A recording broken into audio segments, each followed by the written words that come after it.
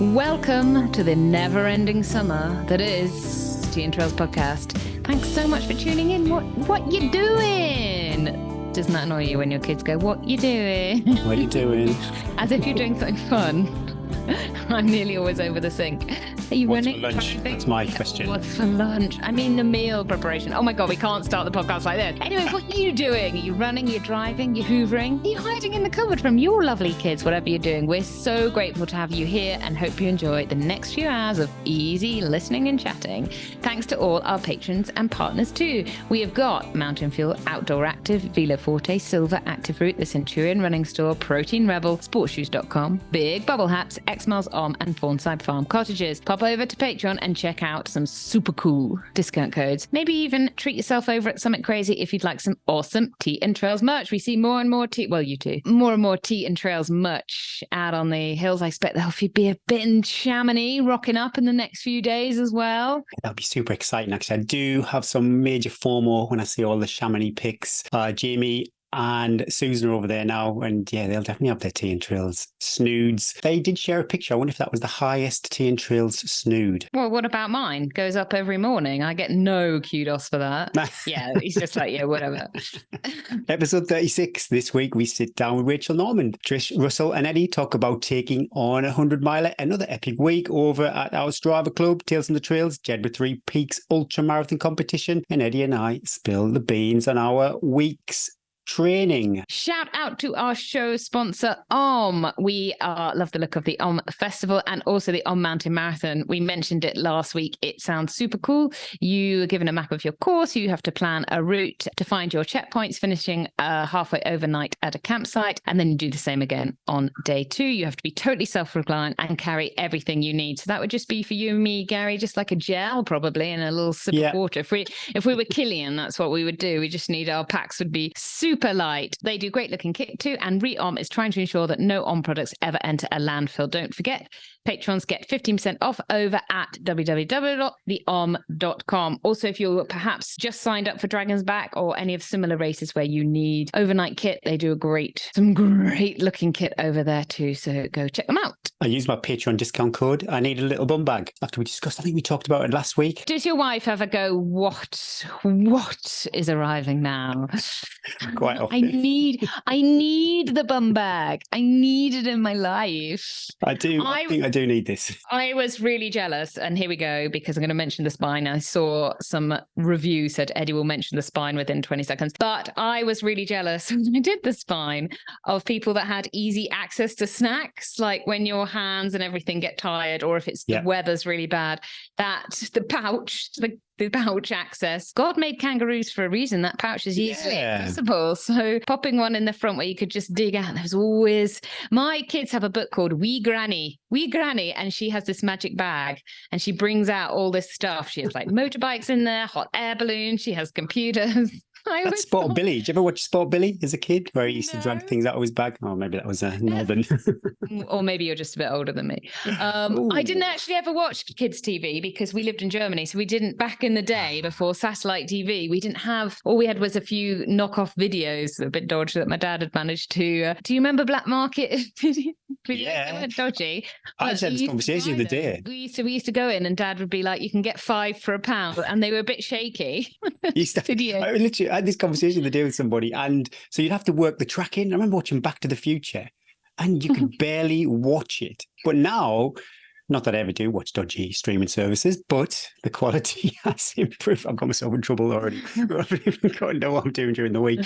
The quality is much, much better. But I bought this bum bag, and after I think we spoke to, it might have been, oh my goodness me, it was David Parrish, where he said about you do become competitive with people that you see day by day. And I didn't want to be that guy with the orange waist pack, so I went for the black one, just so I wasn't a target for somebody. Oh, otherwise you'd become like orange bum bag, and I would definitely run past you every day going, orange bum bag guy. Yes, I've got the black one. What a sad case I am. Anyway, moving on. You look like you've had another good week. Yeah, how's it been? I had a mega week. It was so mega, I had to have 2 rest days. I still managed 75 miles and 21,000 feet, I think it was total, with 2 rest days. It was big. It was big. And I would have run one of the days I definitely needed a rest day. I would have run another day. But don't be that mother. It didn't fit in, and I felt my energy had to be put in other ways. So yes, we did our mega 2 years in the making this this day. Not I mean, it makes it sound like the route, like it took us 2 years to plan the route, to pick the lines, because the lines are sketchy, because it's just the GR5, which is a big walking trail. So we didn't actually, the only time we got lost was going through Samoa, which is the next valley over us, where you just have to run through the town to pick up the route. And oh my God, kept going around in circles. They're the worst bits. They're the worst bits, because it's like, and also it goes off in different directions. So we were like, we heading back? We started going back on it. So it was only 2 years in the making, because we decided we want to do it. We were going to do it last year, but anyway, COVID happened. And also there were 9 ladies, 1 boy. So funny. Oh, one boy. 9 women, 1 boy. Most of us had kids or jobs. And so actually getting a day in the summer holidays, and lots of them also run chalet businesses. So it's not the sort of work that, you need to be there for breakfast and then you're actually free at dodgy times of the day. So it's setting it up. We also had to organize getting transport back. As we drove back that evening, we were like, why didn't we do it the other way and run Chamonix to Morsey, because we would be home, rather than having to then travel back. But it was cool. I did say I ran in with the boy into Chamonix town at the end of the evening, and everyone was like sitting. It's like literally we ran in past the end of UTMB. Everybody's like sitting, and it's a very different vibe to Morsey and Chamonix. A lot more people. And we were like running through going, no one seems to really be appreciating what we've done, where we've come from. I think by the way, this isn't just a shakeout run. This is the big deal. So organizing everything. So big thanks to the guys who took the van over, they left it the wrong side of Chamonix, about 3K out of Chamonix. So no, to be fair, finding a parking space, as you can imagine, in these places is not easy. So kudos for finding a parking space. And then they biked home to leave the van there. As we were running towards the van, girl whose van it was like, oh my God, the key. Did I bring the key? Oh, whoa. I was like, we're going to get to run back with the key. Anyway, thank you. So it took quite a bit of, and getting us all there and getting it sorted. So just the actual admin of it. I'll get to the end of that story. That's sort of the end of that day, because we had taken so much organization we'd had like kids had got to go to various, I had like a few kids staying at my house and all the stuff, organizing it all. I hadn't put a great deal of thought into the end of the day, which was perhaps my fault as well. Anyway, it started off, we met at 6:30. Did meet earlier, but actually didn't end up being too hot. And I also couldn't be bothered with the head torch faff, because I thought 6 o'clock, it's still dark now here, but 6:30, it's light. So I thought, let's just meet at 6:30. Also, then we won't start, because we're a group of women, we all got a wee many times before we even start. So we met at 7 and off we go. The first bit of the GR5 is literally my local everyday trail. So we set off that. We were very fortunate to be joined by trail royalty Sabrina Vijay, who is a good friend. I saw the pictures, They went to uni together. So she was warned before that she was joining a gaggle. So what you call a gaggle of women and one boy. And that there was going to be a lot of chat and stopping and, nice, easy day. But she was well up for that. So she was very patient. And it was nice to share some miles and lots of chat. I tried to get as much Tour de Géant tips, just drop them in like every now and then, like we'd be going up the climb. And as it got a bit steep up the climb, I'd be like, I'm going to get, you're slightly heavy breathing. So I was like, I'm going to ask her a like open-ended question, and then she can do the chang, slow her down a bit. I can just listen and tap away behind her. She gave me lots of, she was like, oh, it's easy, Eddie. It's runnable. You'll love it. She was really like, nice. Increases as you're in the group. Sometimes I with a load of blokes out together. Before I noticed, like, wow, this is like its own four. This is the beauty of being in a group of women, of course, because the ratio of effort to chat. We also haven't seen each other, so there was a lot. Actually, one guy, as we were descending in Chamonix, we were like above the busy road of Chamonix, like it's all opening up. There were loads of people on the trail, and he was like, shh. To me, like right in my face, like spitting in my face. And I was like, goodness me. Pourquoi? And he was like, I'm listening to nature. I was like, well, you're not. You're there's a traffic. And he was so rude. I was like, you don't, like, I can understand if we would like open up and they were like, chamois and beautiful. I was like, we're on like this very well-worn tourist track, and you don't like that a lot of English women have come down laughing and squawking. Fair enough. Not many people would. It was really loud. Anyway, so we set off up on this trail. So there was basically like 3 climbs, one small, one big, and one sort of medium. But you slowly get higher and higher, and then you do a big drop down in Chamonix. We knew there were 2 refuges on the way where we could stop for myrtle tart and Coke. And we said, it's easy pace. We go at like the slowest, whoever's, the slowest. Though we did kind of naturally split up, especially on the longer climbs, the last long climb, we kind of just decided, we just sort of got into a pace and kind of were like, let's just get to the top and then we'll regroup. Otherwise you stop. And then the poor people at the back as well, when they catch up, I remember this when I used to cycle with boys, and I used to get to the top and they'd be like, okay, off we go. And you'd be like, yes. Whereas if you kind of like just go your own pace up the climbs, bit more tricky on the downhill, because then there's a much more variation in technical ability, and you can easily get like 50 meters within like 2 switchbacks if you run at Sabrina Vigier pace. I did say to her, how hard do you run the Tour de Géant downs? Because that's something like Bruna and I have been like, how, what do you like really get? And she's like, well, how fast can you run them, Eddie? And I was like, I don't know, like, she said, your quads condition? I was like, yeah, I guess so. And she's like, you run them as hard as you can. I was like, okay. Ooh. See why someone's the champion and someone's not. Like, but sometimes that braking, down them. I think sometimes when you brake, though, you do more damage to your quads. Or if you I don't think she brakes. I think she just... No. A couple of descents, I was like, come on, let's open up these puppies, but was aware that wasn't... Don't let that. Don't be that woman. Anyway, I thought I'd give you some stats on the field. 3 Cokes. I lied. Classic. 4 Cokes, 4 cans of Cokes, 3 packets of Villa Fortejus. Could have had another one, but they are in short supply, so you have to ration them. 2 little Fruit Loaves. Again, would have had more. Don't have many. 2 gels. Took 2 gels at appropriate moments rather than just fueling on them. Took one when I find when I get up really high, we were about 3,000 meters, and we had a few ladders to negotiate, and I just felt little bit low blood sugar, whether that's altitude or whatever. Took one of those, felt great. Slice of myrtle tart, more of that to follow. 1 Velo Forte bar, which I shared with a friend who was also feeling a little bit weak. 10 electrolyte tabs. So instead of, I just took one every hour. That's the salt stick chewables. We need to get them on board, Gary. That really helps, especially when you haven't got a lot of sources of water as well. You can just chew them. If you're just adding electrolyte tabs into your water, if you can't, then you haven't got enough water, you're going to struggle. So, adding those 8 scoops of Tailwind. I just put a bag of what looked like dodgy powder into my backpack and scooped a couple of scoops in every time we stopped for water, and 1 delicious crepe. I'll tell you the crepe story. So we got to the top of Brevant overlooking Chamonix. Pretty much the run was done. We just had to descend. We had 2 ways to descend, and we also had the telecabin option for a couple of girls that were like, that was 30 miles. I've not run more than 4 miles in the last 6 weeks. I'm done. I don't need to run down. We were going to go left and then join the fire track at the end of UTMB and CCC. My track had us coming down the VK, which is really steep and on ladders and stuff. And I thought, by the time all 8 of us have got down there with a lot of squawking and like, you go, I was like, it's going to take us like 3 hours. So we were going to go after. Anyway, Sabrina said, my van's parked down to the right. I came up here the other day. It's a really nice runnable track. We can be down in like 40 minutes. So all of us were like, so me being, I've done these things before. Also, I've got your number, Sabrina Vigier. You're runnable 40 minutes.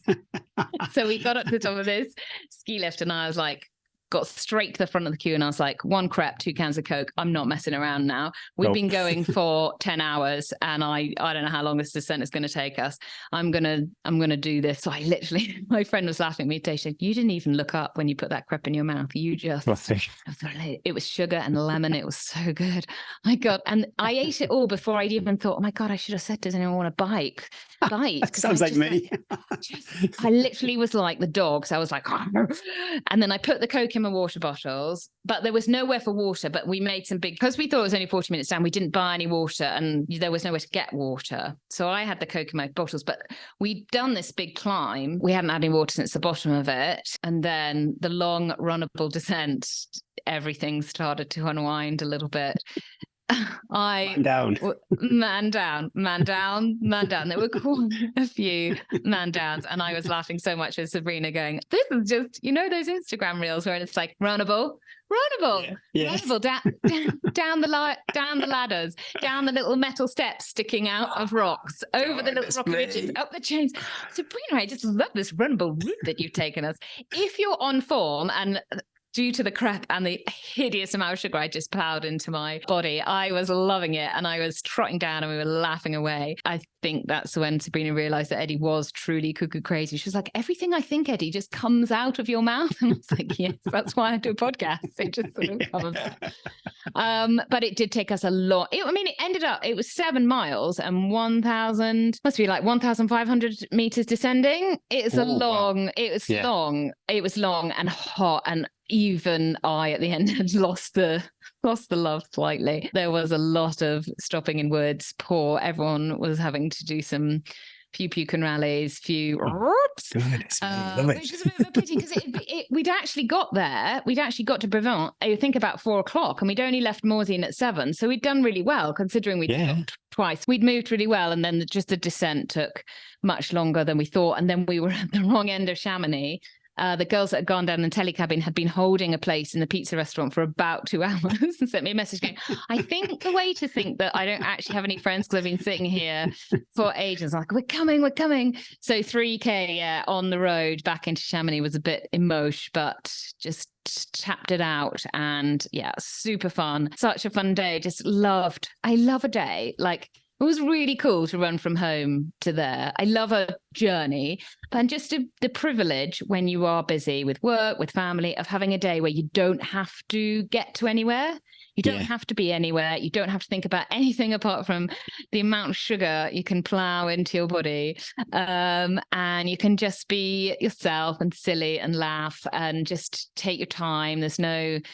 It was just such a joy. And it was so lovely to run on new trails. They're just over, 10 miles from him, suddenly in trails that I've never run. I really like I love being up in that like a barren mountain that's really high above like 2,500 meters, like the rocks and stuff. I love it up there. How many people on the trails did you say? Bump into a few people? So we saw Sixt, which is a very popular tourist resort and has lots of these beautiful waterfalls.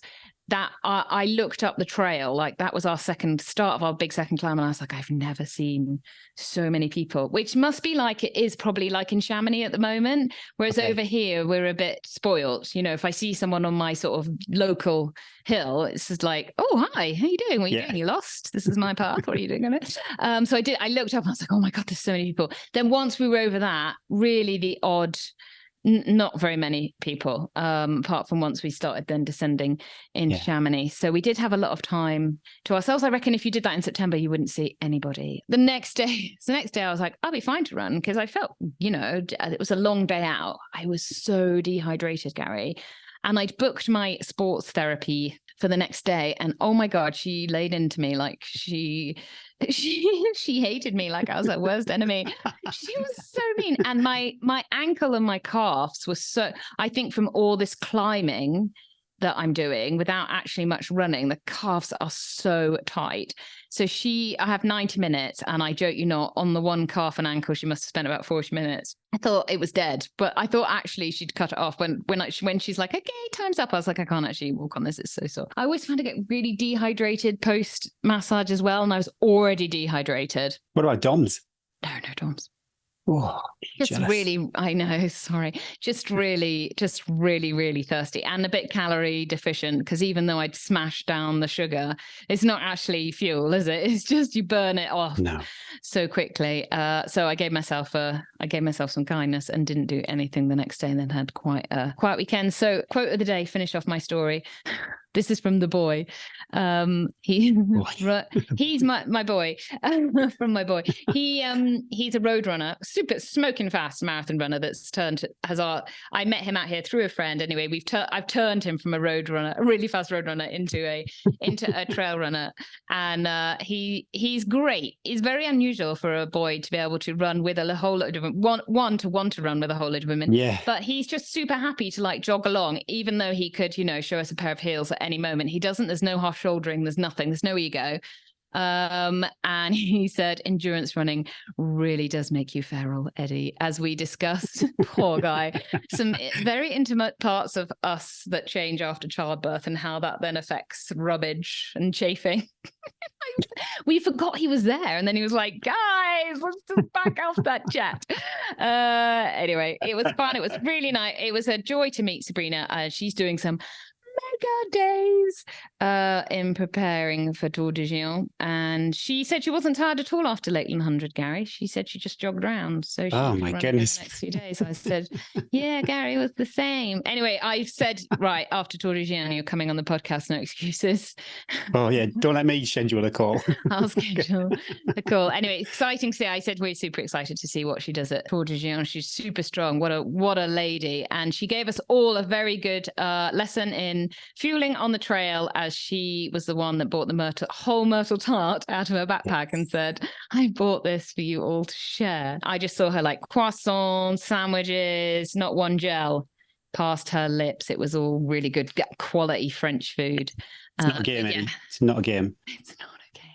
Yep. So awesome. What about you? As awesome? Well, what a treat. I think to get all those people together and have a day on the trails, and like you said, just have that time. That even when, say, I've just been for a run myself, local trails, but I've still got an eye on what's going on for the day. But when you're out on the trails, like Saturday when I was over the lakes, I didn't think about work or anything for that. No, that's it. It's like just nice to have the headspace. It's so important, and we shouldn't feel guilty for giving ourselves that, because then you come back like with all the adventures, and the kids loved it. Because then I sent them pictures of me at the Chamonix sign saying, Mum made it to Chamonix. And they were like, Mum, was it like 100K away? And I was like, no, it's like 55. And they're like, oh. We could do that. I was like, all right. It's a pretty tough 55, though. Pretty tough 55. But yeah, my week. Well, I think I should apologise. I should have put a warning out ahead of last week's show. I had a few people call me out saying it wasn't safe to drive or anything like that, or go for a run. So anyway, this week's show is marked safe from any boxing related humour. Apologies for that. I blame it on the steroids. I think that's all it can be. It's not normally the kind of thing I'd say. Less rouge this week. Last week I was you were like camouflaged against your cat. Yeah, I'm not as rouge this week. But heart rate variability, so we'll do all the dates, get into the boring stuff. That is unbalanced. So I'm orange out of the red. So it's going in the right direction. And I am now straight into tapering. Yes, because I just did my turnover, and it's Dragon's Back on my diary. Oh, good. It was somebody saying, yeah, when is Dragon's Back? And it was like 2 weeks today. This is yesterday when I was speaking with these people, and it was like really like, oh, wow, that's actually quite sober. And that will be on the trails, maybe Cragfast somewhere. I don't know. We'll see. We'll see how it goes. But yeah, it's really strange to be tapering, but your taper mileage is more than what you'd done the previous 2 weeks. So, but it's just the way it is. But yeah, for the week, some easy miles. I actually had a pretty good week, to be honest. I did some 600s, only 600, so not a huge session. Oh, I love this treadmill session, the 2x5, 2x4, 2x3, 2, 1. I just can't get enough of that. And once you've done the first two, the 5s and the 4s, you're on the downwards. Yeah, you're on the. You got a percentage? You got a percentage up on the 15%, yeah, 15% incline. But then the 3, the 2, the 1, because the recovery against how much time you spend at effort, you increase your speed to get into that zone 4, definitely for the 2s and the 1s, because I did struggle to get into the zone 4 for that. I went to the lakes on Saturday. That was good. I did a lakes in the day recce with a friend, Chris. He's doing that. You looked like some of the girls looked on the descent into Chamonix. Video you sent with you. Oh, goodness me, yeah.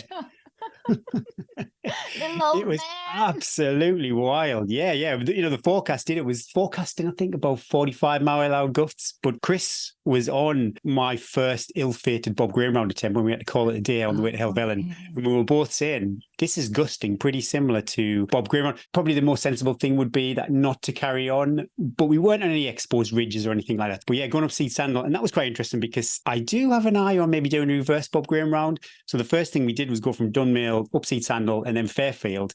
And I always think, my goodness me, that's not a very nice way to start a leg. But we did that and it was good. But yeah, super wild and super windy. But I came away with a bit of a bruised ankle. This is getting right into the weeds with my chat. So I wore the Peregrines with my super big lugs, which I'd hoped to wear on Dragon's Back race. But last time I really wore them for any length of time, which was the old cami tops. And I came away with a bruised ankle then. So I'm not too sure if it's the shoes or I bashed my They gave me a stress fracture, Gary. Oh, goodness They're me. so hard on the bottom. They're so hard on the bottom. So I don't know what to do. I am not buying any trainers. The only ones that are got any kind of grip left are the Hawkers that I wore for the Lakeland 100, which are about a 3.5 mil lug, which might not be enough. If it's a dry day, that would be. If it's dry, you'll be fine, won't it? If it's Yeah. dry, I mean, what you want for the first 3 days is a grip on the rock, isn't it? And then I think you need a variation. What about your Scots? They have all seen better days, my Scots. Are probably the next ones, I suppose, that are the freshest are my Innovates. So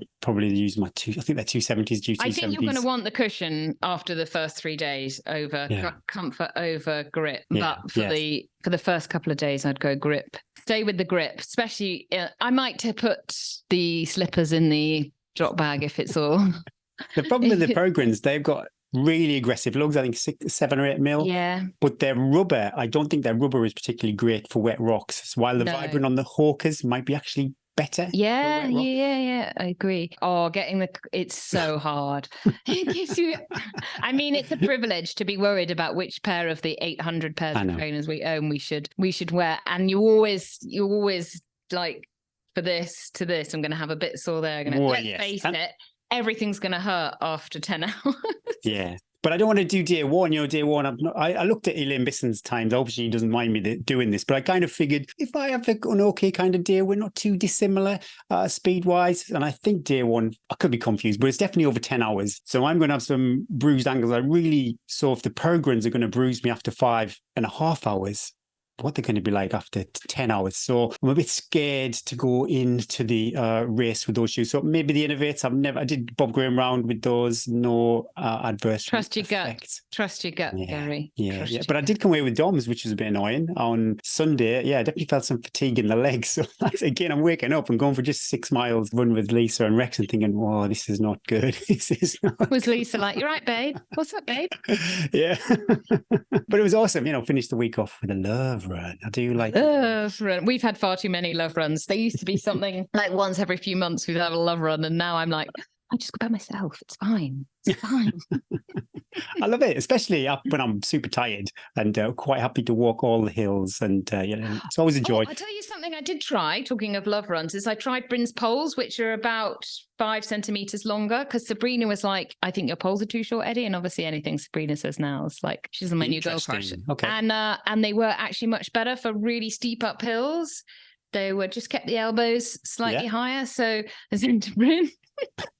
I would have thought, I do not know anything about poles, but I would have thought for the uphill, a shorter pole. But have I got that completely wrong? I always have just used the same size ski pole because you want your elbow at 90 degrees. But she was like, you should try slightly bigger. And actually his handles are better. He's got the next generation of Lecky pole to mine as well. So I was like, I think I'm going to use your poles, Bryn, and you can just use the old walking ones. Well, if Sabrina endorses it, I would definitely listen. But 64 miles, pretty good week, and 12,000. Good job. The treadmill, honestly, that treadmill, anything 15 degrees on the treadmill, 15%, sorry. Did you see Elsie Davis's treadmill? Oh, I want one that goes up to 40%. I'm so gel. Gel. I want that. Mine only goes up to 12%. And I know I literally live on a side of a 30% trail, but I just love, I think that Nordic track one, she can actually simulate downhill too, not to that 40 odd degrees. I think it goes, I'm going to be totally wrong, but I think it goes down to -6 downhill. But when you've been uphill on the treadmill, then you put it down to flat, it's awful, isn't it? Because you feel like you're tripping over. I hate putting it back down. I never do. I just either go outside or I just keep it at 5%. Because when you put it, I get a bit seasick when I stop it. I kind of. It really messes with my YouTube viewing, so I'm not sure I'd want to run downhill on it. But I finished the Tour de France documentary. Oh, it's good, isn't it? Yeah. There's a new one. There's a Mark Cavendish documentary out too, and apparently they're making one now on the same vibe but on track and field. It's not long, Gary, before we get the knock on the door to say they want to make a Netflix series. I think it would be more like At Home with the Furies if you've watched any. Here's Eddie in her pants. Eddie, what are you doing this morning? Oh, just make tea, go away. I've got 2 cups, but no filming yet. That'd be classic, imagine that. At home with the thwaites. Oh, what would be going on? Gary's Lots out of running with Rex. cheese pie consumption. Gary's at Greg's. First name terms with Greg stuff. I think we got something. Sell us to Netflix. I know now you're going to be like, Eddie, I've got an email back. Yeah, Patreon perk. Imagine that, Greg's Patreon perk. Well, we went to see Barbie. That was good. I loved it. Really. It's so good, isn't it? It's so good. Did you see a bit of yourself in Ken? It was like a mirror image.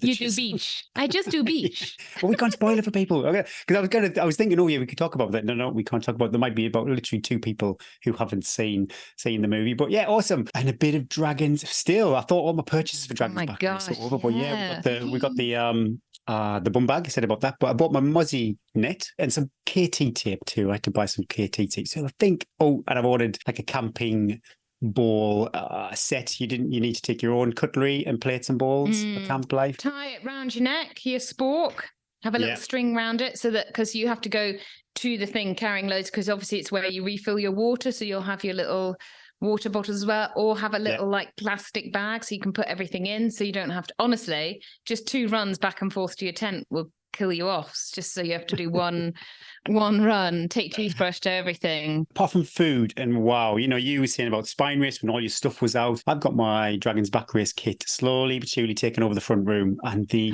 6 days of food. Lisa's super patient. My goodness me, she needs a gold star because I'm just spreading out. But mini cheddars, the whole lot is there. So the race briefing's live online, so you can check that, and there's some updates to the course too. So loads of bits of admin I need to do before the day. But yeah, super excited now. The Lake 100's well and truly done and dusted. So yeah, fully focus on that. But yeah, it's worth a mention again that Dragon's Back Race entries for 2024 are live. And last year, entries are selling fast. And last time I saw, it was 25% of entries have already sold. Yeah, so do not hang about. I think a lot of people will be interested in this question. So many people towing the line for 50 milers and thinking about stepping up to the 100. So yeah, this week's question is all about stepping up to your first 100 miler.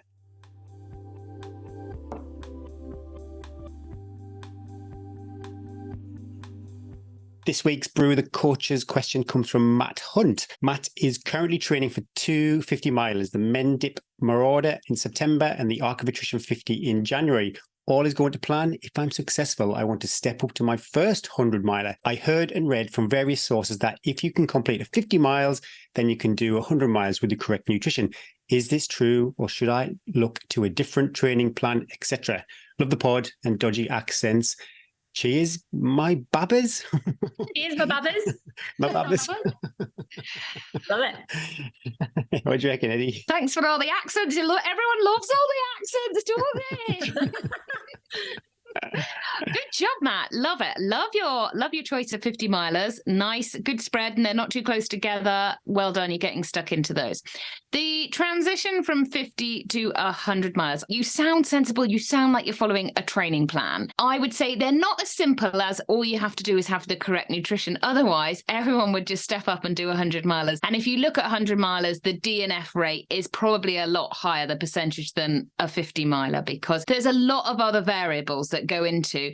A 50 miler is basically a day's worth of running, maybe depending on terrain. It can be a lot longer than that. So if things to go wrong, you can sort of get yourself to the finish line. If your tummy goes, if, the pace drops or weather's against you, once you're over the marathon, you're almost stepping towards the finish in a 50 miler. Of course, in a 100 miler, you've got double that length, a lot more variables, not just time wise, because you've got a lot longer, but you've got lots of other things that come into play. I would say nailing your nutrition is really, really important for the second half of a 100 miler, but it's not the be all end all. There is a lot of other things to take into account. Don't know what 100 miler you're thinking of heading towards, but the terrain can play a big factor in the amount of time. So I'd say if it was your first 100 miler, you don't really need to change up your training so much. Perhaps a couple of longer days, but if you've done the 50s and everything's kind of ticked off well, I would say another 50 block with perhaps throwing in, depending on how you like to train, but you could throw in a couple of double days so you get that feeling of running on tired legs, or if time's a bit against you, you can try a little bit of a longer paced run as well, focusing on the nutrition and also the mental aspect of being out there. If you've never perhaps run through the night, I don't often advise people to run through the night in training, but it's something to think about, perhaps some nighttime running as well. But you don't really need to adjust your training. People think that they do, but if you're fit and well, there's lots of other areas of 100 milers that you can work on as well as the training. For your first 100 miler, I would say choose a relatively easy course. Don't think of what you're good at. If you enjoy the running part of 100, of the 50s, the arc and the Mendip Mortar are quite, they're traily, so perhaps kind of mimic that. Centurion do very good hundreds. Look for something that's well supported. So you kind of tick off all the boxes that you cannot worry about. So don't do a 100 miler where the checkpoints are 20 miles apart. Don't do a 100 miler, which is super technical, is going to take you a long time. Kind of tick off all those things that a race can offer so you can focus on just getting that finish. Because for the first 100 miler, that should be all that it's about, is about enjoying it and just getting to the finish. Don't worry about time. Just look after yourself and smile. Like Eddie nailed it there, obviously, in some ways. But people don't just magically jump from 50 to 100 and do double the length and run through the night. I think it does require a change in approach, and nutrition is definitely a massive part of it. The psychology too, and running through the night. If you've never experienced that before, it's so different. The cognitive load, trying to see where you're going, the head torch is never going to be as good as daylight, explaining the terrain to you. So your brain has to figure it out. It's really hard. So you wouldn't want to, I think, go through those things for the first time in a 100 miler, having not changed your training at all. People are afraid of volume, and I don't know why. You want to run a 100 miler, you probably have to increase your volume. It's just common sense. And you might get away with not doing that, but it probably means that your 100 miler is going to be a sufferfest that you hate and don't enjoy and ruin your body. And you come through the end of it like, never doing that again. Why would you do that? Just put the training in place. If you care about the race, increase your volume safely, increase the intensity, see if you can find new ways to improve your fitness. All the energy systems, they're going to help you to improve your fitness and get that 100 miler done. It's incredible how much the body can do and tolerate and absorb, and that's with every human that I've ever coached. So just think about safely increasing your volume. You make it sound like you coach dogs and other animals. Well, the humans I coach, they really can't. Some people, they think that I can't improve, or I can't do it, or I couldn't possibly do it.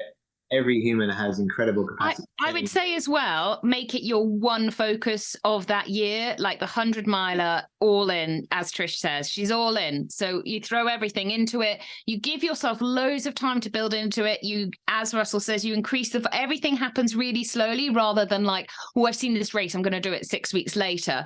All in, because I also think that really helps as well when you get to like 40 miles and you go, oh my God, I can't. You got to be like, oh no, I trained for this. It's got to be your one why for the year. It can't be like, oh, well, I can stop and come out of it. I think it's good to, and make it a really slow progression for the volume, for everything else. Give yourself loads of time, and also loads of time for perhaps little setbacks as well, so that you're not panicking that, oh my gosh, I need to have a little bit more recovery. Enjoy the journey, man. Enjoy the process. Matt, I like the winter for the night running, because personally, the only time I ever really run through the night is if I'm helping on a Bob Graham round, and I am spent for days afterwards. That really takes its toll on me. So winters, from 4 or 5 o'clock onwards, you can, you definitely haven't got the fatigue of a just do the spine. Just do the spine in preparation, because then you just run in the dark for a week, basically, and then you tick all those boxes. But I don't know how you do the nutrition, because it's so tricky. You just refer. Well, it is practice, but then I thought I'd nail it, and then puked puked up But quite a then lot. you never nail it, do you? You never nail it. There's always something. But I think if you've had lots of practice and you have lots of tools in your toolbox for what happens when it all goes wrong, she says, last time Trish saw me, just vomiting. But yeah, you. So then if you've given yourself lots of time, and if Matt's done a couple of 50s as well, he will have come across that. Oh no more gels. Trish has just told us that she's never actually run a 50. So we need to get her down to some screaming fast 50 milers. I know. What's your take? Well, I would say my three top tips for what you said and what you kind of like to do going forward. I would say zone 2 miles. So do lots of zone 2 miles. It's a really easy way to increase your mileage safely with an effective load without increasing your risk of injury. And on your long run days, yes, practice your nutrition. So zone 2 miles and practice your nutrition. The two other major pieces I think people don't quite get with a 100 miler from the step up from 50, even though I haven't actually done a 50. Doesn't matter. It's way too small. But it's the mental game. You've got to have the mental game for 100. You've got to be all in it to win it, do or die. I think if you're going to do 100, that's where you obviously do not die. But that's got to be in your mentality from the start that you're going to finish 100%. You're going to finish. So get that mentality. And the last and most important thing is pacing. Pacing is different in a 100. You've got to go slower because you're going to be going double the distance. So I see a lot of times where people will rush out on 100 milers like they're running a 50, and it's a pace that's just insane. And I can't keep up with that pace, but they'll crash and burn at around, maybe 60, 70 mile, and if they're lucky to make it that far. So you've got to get the pacing right. Once you go into threshold and you're in that space, you've only got a certain amount of candle to burn. And it's very, very hard then to come back and continue going. So you've got to remember that. Remember your candle. Just think of it as your candle. You've got to burn that candle, and that candle's got to last you the whole way through. So get your pacing right. Always better to start a little bit more reserved than to go off too hard. Yeah. But yes, you can do it. Go. Matt, keep us posted. Let us know what 100 you do. And anyone else thinking of stepping up to 100s, do it. And there's nothing like the feeling of having completed. So when you stand on a start line and thinking, I'm not sure I can do this. 100 miles. Woo! Doing it is awesome. I would 100% agree with what Trish said, though. That I'm going to reflect on Lakeland 100, and I saw so many people shoot off. Matches, definitely just burning those matches up the hill out of Coniston, and you're like, that was the furthest I'd ever been back. Definitely Seathwaite, maybe Boot, but then come Braithwaite, you just clawing them all back in. Not all of them, actually, but quite a lot of them. I think having patience is something that you have to learn as well. Like with the 50, like I said right at the beginning, you can get away on a marathon. Doing a good marathon and then hauling your ass into the finish. You cannot, you can do that on 100, but it's miserable, and you'll be walking for 40 miles. Yeah. So I think like Trish said, thinking of the count and just being patient and allowing that.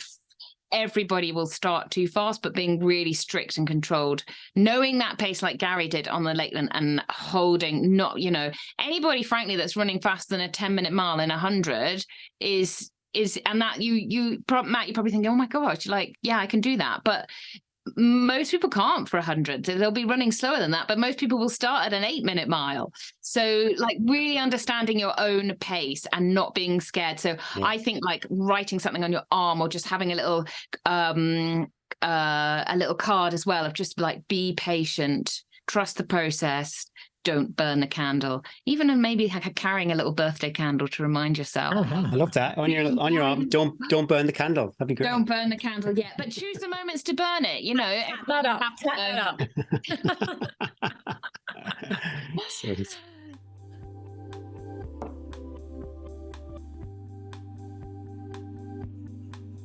Well, that was super interesting. And I think like Trish, where she said she'd never done a 50, I don't remember like a formal progression. But yeah, hopefully those answers helped. It's always great to hear what the coaches have to say. This week, we catch up with La Sportiva sponsored athlete Rachel Norman. Rachel Norman is on the comeback trail after the birth of her baby girl. It's really super interesting to hear about her story into running and how she's progressed brilliantly postnatally, her win at Devil O Highland and her plans for the future. Here is our chat with Rachel.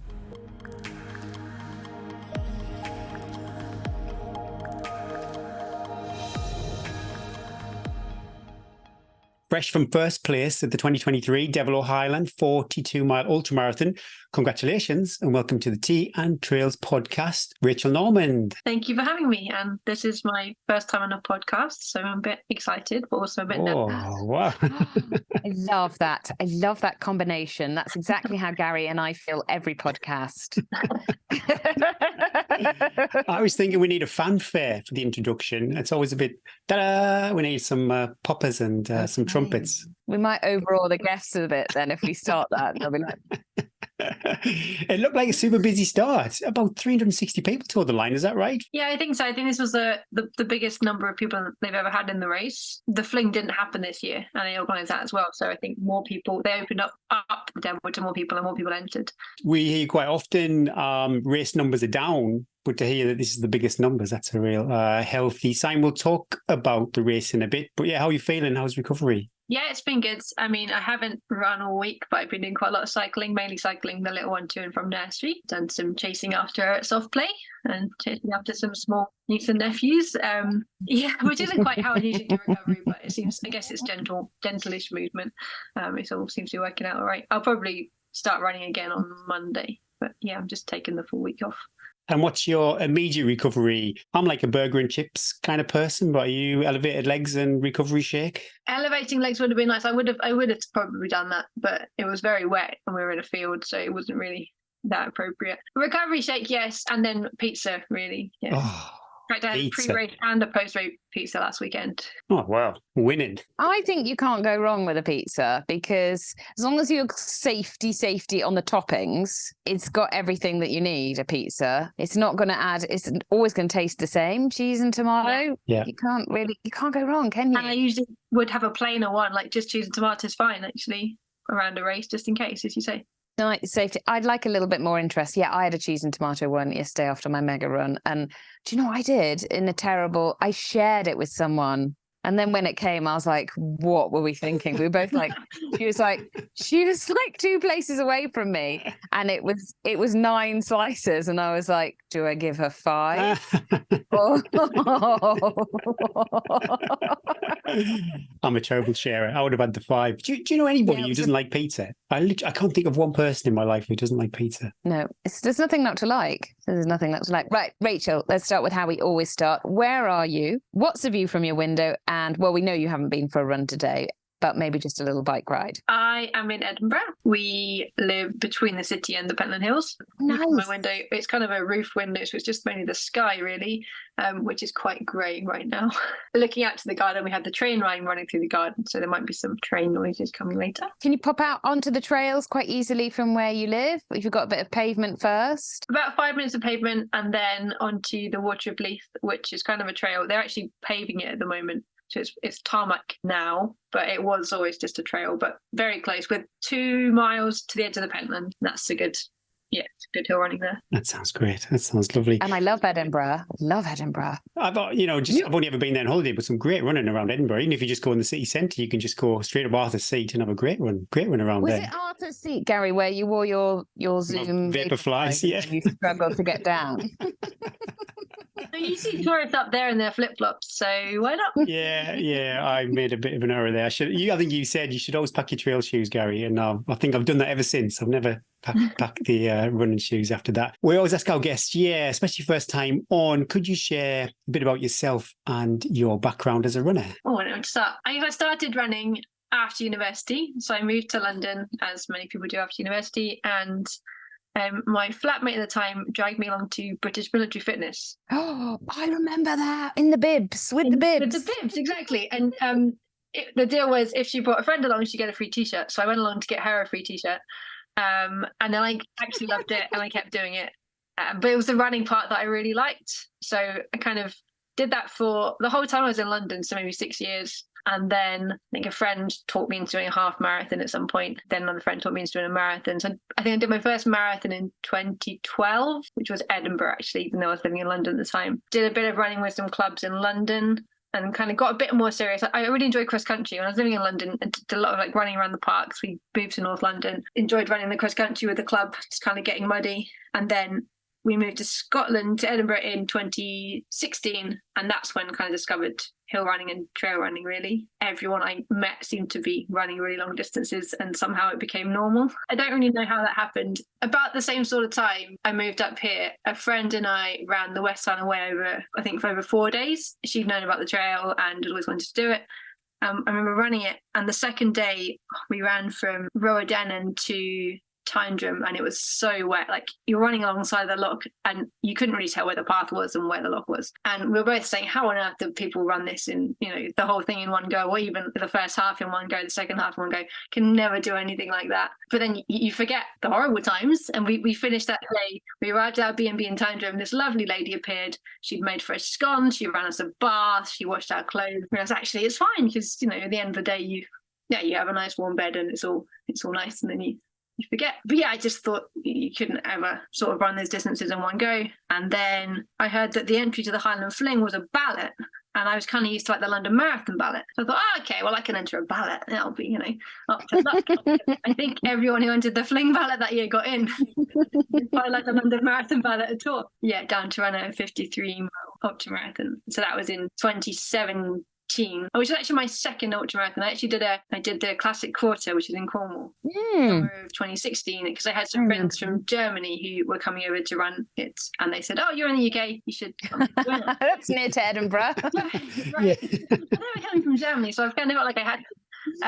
And it was a lovely race. It was such a nice, beautiful day. It kind of really showcased the best of Cornwall, and I was so happy for these Germans who had come over. Yeah, but you're like, oh, it's always like this. God, Yeah. it's beautiful.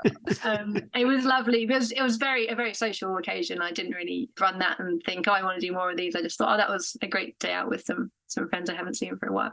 And then, I guess running the Fling in 2017 was scary, and I didn't really know how to train for it. I kind of did my regular sort of marathon training. I'd done some road marathons before. It went very well. I came third in the race, and I ran quite a good time. And I'm not really sure how, because I didn't really know what I was doing. And I went out, well, I was fine until sort of after Ben Glass, which is the last checkpoint. So I think it's maybe 16 or so miles to the end from there. And and it's all slightly uphill. And you should probably keep eating food. And I sort of stopped and was just struggling a bit. But I'm quite stubborn, so I just kept going. Luckily managed to hold on. And I finished the race thinking, well, that was horrible, but also I could do that so much better.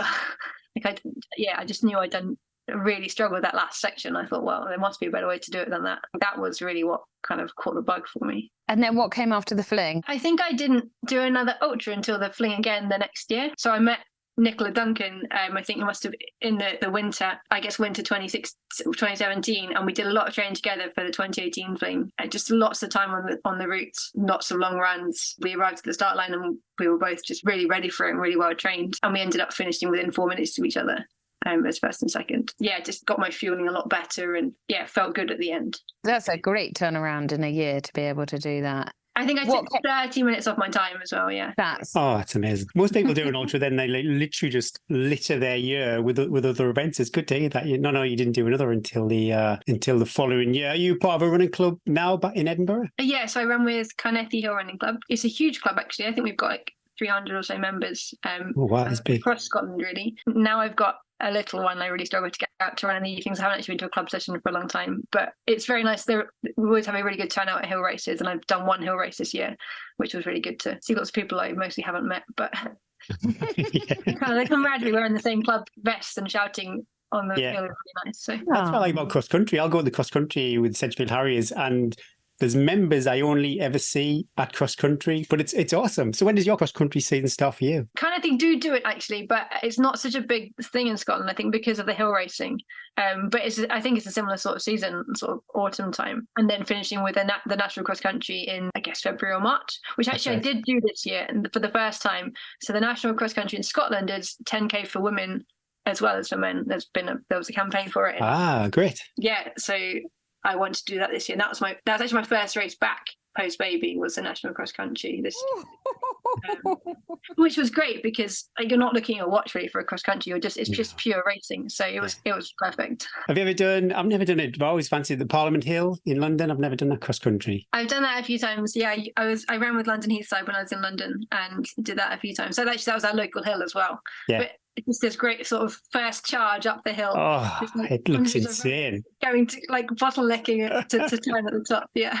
Yeah, it looks magic. What happened then after the 2018 fling, Rachel? Where did your trainers take you next? That summer I did the Lakeland 50, which was great. And I hadn't really run much in the lakes before, but because it's not route marks, I went down and recce'd it all. And I loved that in 2018. I finished second and I found it a lot harder than the fling. It took a lot longer, despite being a short. I guess it's just a lot hillier and a lot less runnable. But I loved the atmosphere around it, and everyone kind of said, "Oh yeah, this is like a lot like a European race." So I was like, "Oh yeah, I should go and do that next." Yeah, so then 2019 I did a couple of races in Europe. So I raced Transvolcania and I really liked that. So I went out the week before the race and kind of got to see the island, did a bit of running around. And then I quite enjoyed the race, but it was very, very hot and very humid and I wasn't really prepared for that. And it's quite early on in the year, isn't it? Yeah, I think it's for the Scottish lass to go out. Yeah, I wasn't very well acclimatized, I think. But I kind of had a low in the middle where I got very, very hot, then started pouring water over my neck. I remember I came home and I needed I need a haircut. I've got too much hair. Because I just felt like it was quite humid, so I was just getting very sweaty and felt like I just had this big mop of hair on the back of my neck, which was slowing me down and causing me to overheat. That would be why, the hair. I am exactly the same. Like nothing to do with running too fast. But then the other race I did that year was Lavaredo, so out in the Dolomites. And this time I went and spent a month in the Dolomites, which was great. So I work remotely, so I could go and work from anywhere. So I worked from Italy for the month and ran Lavaredo, which was the longest race I'd done. Again, I'd recce'd it and thought, oh, this is great. I'll be acclimatizing and getting used to the altitude and the heat. And then we had a heat wave the week before, which I hadn't really been expecting. So I wasn't actually used to the heat at all. And I kind of made that beginner mistake. It was the furthest I've ever gone, but I went out a bit too fast. The first 8 hours I quite enjoyed and it was going pretty well. But I already knew I was going a bit too fast, but I felt like I couldn't do much about it. So I was just going to keep going and hope that it wouldn't sort of catch up with me. And then it caught up with me. And the last 10 hours were just kind of suffering. Yeah, being quite negative to myself and just having a really horrible time, thinking I was going to stop and I needed to stop and I was never going to be able to make it. But I just kept putting one foot in front of the other and like get to the next checkpoint, which was then get to the next rock, and somehow finish the race. It wasn't very pretty, but yeah. What is the gap between checkpoints? I know Lakeland 50, Lakeland 100, you got about 7 or 8 miles, but yeah, what are you looking at then for Lavaredo? Hours. Yeah, they're a lot longer, aren't they? Because they look really close together on that little graph when you're tracking people, but there's like 2,000 meters of climbing in between that much space. 10 hours. Oh, wow. That's tough. 10 hours of kind of just being like beating myself up and being really negative, which was a good learning because I came away from that thinking, well, I never want to go to that place in a race again when I'm being so negative to myself. There was no need for it because I did finish the race. So I kind of, I felt like I learned a lot from having finished and knowing that I can suffer like that, but it's nicer not to. Since when I've been racing, I've been always trying not to let myself like, no, I'm choosing to do this. This is the end of the world. It's all okay. Like, it's hard, but it's fine. It's very hard to stay positive when things aren't going as well. It's almost like a self-punishment, isn't it? Of like, you did something stupid and now you're stupid and now you're doing this and you know better and come on. It's tricky to rein it in though, even though when you know you're going slightly too fast, you think, I might be okay this time. And then quite often it's not. Was Lavaredo your last big race before you had your little girl? No, so I'm very confused about years actually after having a baby. 2021, I ran Lakeland 100. So I kind of, for some reason, I'd always said before starting a family, I'd like to run a 100-miler. Yes. And so I'd sign up to do the West Highland Way in 2020. And then actually at the start of so even before COVID, at the start of 2020, I had a knee operation. I had some torn meniscal cartilage. So I had some of that removed. So I was kind of starting the end of January. I couldn't even walk. But I was like, I'm gonna run this 100-miler in June. So actually, it was quite a good thing in this way that COVID kind of came and shut that down. And I didn't have to rush back. That race got cancelled again in 2021, so I managed to get a place in Lakeland 100. I just wanted to finish my first 100 mile. I was very scared of not being able to finish and kind of getting into a negative place like I had in Lavaredo. So I just thought, okay, just need to kind of relax and try and enjoy it. And I'm not trying to race this. I just want to finish. I mainly enjoyed it. Scorching hot though, wasn't it, 2021? I remember. It did get a bit hot. Yeah, it was a bit hot. You were like, what is this? Why is this every time? And actually, it's quite. You think the Lake District there'll be loads of places to kind of like throw water over yourself, but Yeah, not in the summer. Hey, no. Yeah, I was good at eating and I was good at drinking, but I wasn't so good at getting in the salts, and I hadn't really thought about that as part of my nutrition plan. A few people rescued me later on in the race by giving me salt tablets. And yeah, I finished with Debbie Martin-Gasani. She dragged me. I was going to say, wasn't it Debbie that gave you the salt tablet? Yeah. I think someone else had given me some earlier, and then Debbie gave me some. She came past me and she's like, "You look awful. Here, take these." And I caught up with her again by the final checkpoint, and she kind of dragged me over the last hill, and we finished together, that was amazing to me because I've been like inspired by Debbie for ages. So, and her kind of attitude of, right, this is rubbish, let's just get on with it, let's get over this last hill. Yeah, that was a really good way to finish it. And yeah, it was quite a nice experience. And I came away thinking, I don't want to run 100 miles again just now. I'd rather wait a bit. I felt like I was either hiking or shuffling. I wasn't really running, and I quite like running. So then I entered a 50 miler. I did the Ockles Ultra, which goes from Perth to Stirling. I don't know that one. I don't think anyone has ever said a race I don't know before. I think it's fairly new. Okay. It used to be from Stirling to Perth. They reversed it the year I was doing it. You start, just in a park in Perth. You run across the Ockles and you go up to Maya, which is kind of the hill you can see next to Stirling, like a shop stinging the tail there, and then a big descent to the university. Yeah, a really small low-key race actually, but it was lovely, and I got to run fast, and that was a really good sort of use my fitness, but also remembered I could run fast. And then after that, got pregnant. Yeah. And how did that go? Because lots of women who are, it's kind of like ultra running isn't new, but it is relatively new to our generation of like getting pregnant. There isn't a lot of ultra runners out there who sort of already ultra running, then go through the pregnancy and then come back and start competing again. So did you carry on running when you were pregnant? Well, I felt pretty awful honestly, from about the 5th week till about week 20. People say it's meant to finish after the first trimester, but I felt pretty awful for quite a lot longer than that. I did Markathon, which is running like 5K or 30 minutes a day all through December. So that was about 3 months in, and that actually really helped because it kind of kept me running when I felt awful. Up to the end, I was doing about 5K a day. 5K like 3 times a week, and it was definitely a shuffle. And I was getting lots of judgmental looks from people shuffling along.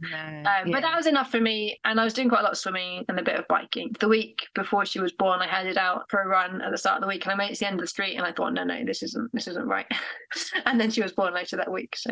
Oh, I love that story. And how has it been juggling like the postnatal comeback and having a baby? How have you found that new era of your life? I've taken it really, really slowly. I saw a physio, like a women's health physio, for a postnatal checkup about 10 weeks afterwards. I think you can do that from 6 weeks, but there aren't that many women's health physios around, so it's kind of a waiting list. They kind of checked stomach muscle separation, because when you have a baby, kind of when you're pregnant, your stomach muscles separate. And that wasn't too bad. They tend to repair themselves anyway. And pelvic floor, and my pelvic floor wasn't great. So I kind of got set some core exercises and stuff. Did quite a lot of postnatal Pilates, lots of like mom and baby fitness classes, which have exercises to kind of help with the pelvic floor. And then saw her again 6 weeks later. She gave me like a return to running assessment, and that was all fine. So then I started Couch to 5K mid-October last year.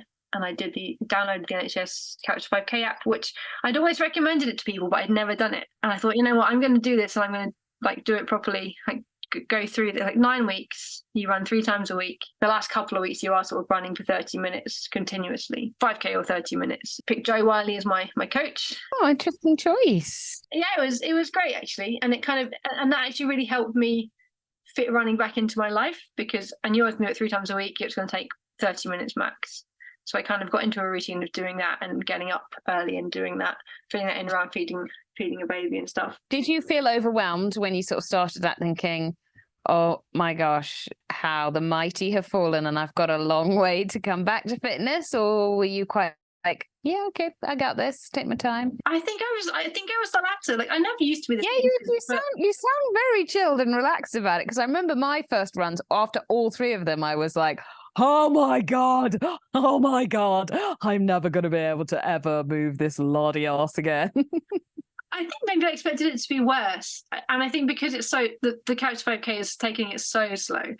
Did have to rein myself in a bit, because when it was like run for 3 minutes, like, oh, a 3-minute interval, off you go.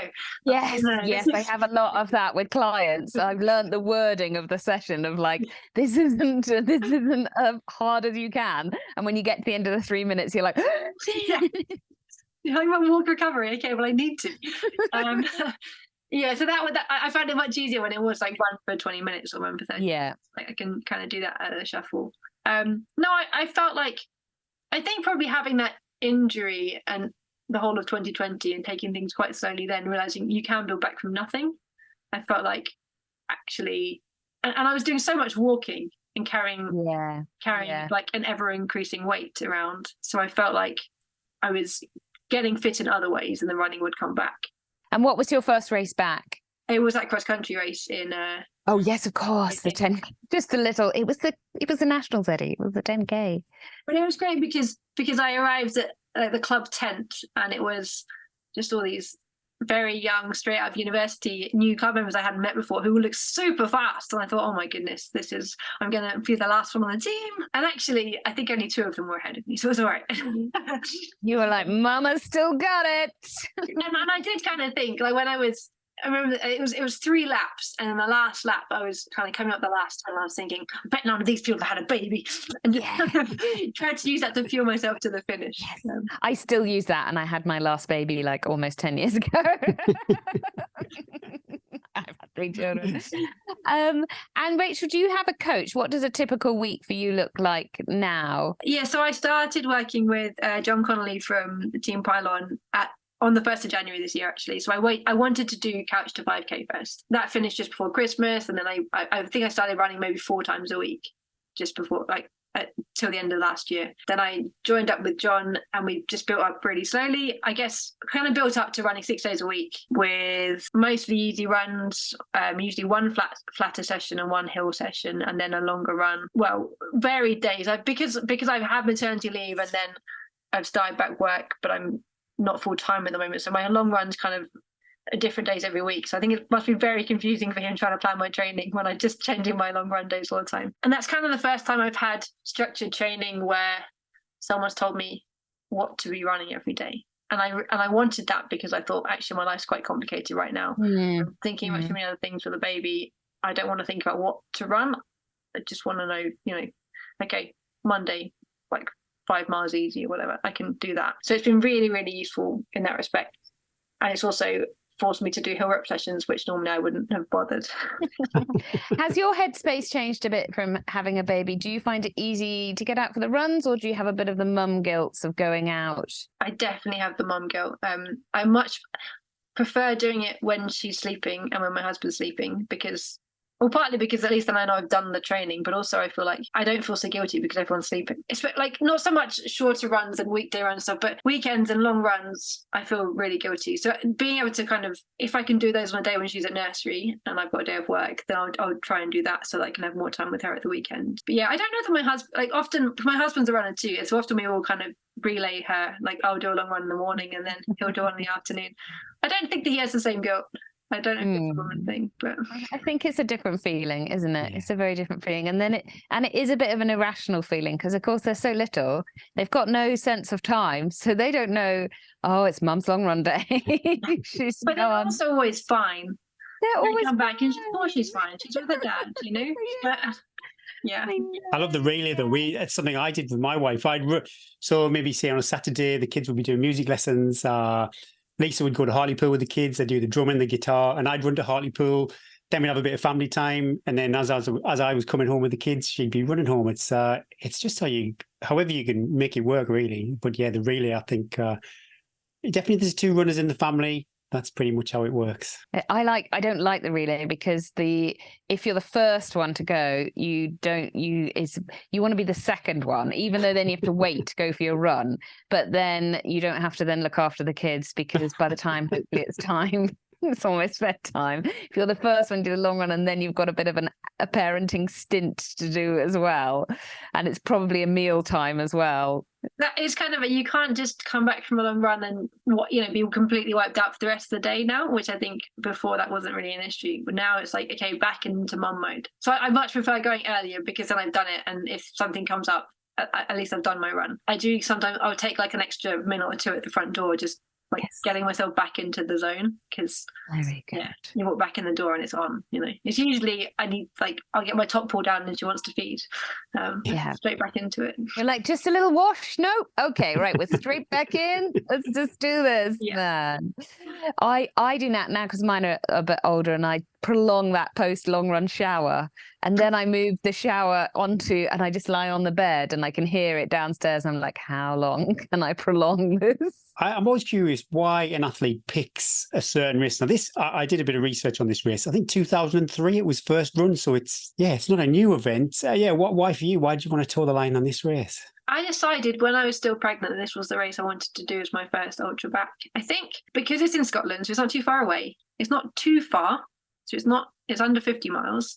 I felt like, and I can visualize the whole route, with obviously some like blurry bits in there, but I could imagine it all. So I could sort of imagine myself doing it. I'd run the Highland Fling, which is the first half of the West Highland Way. So the second half appealed to me. It's also the most beautiful, the more beautiful part, really.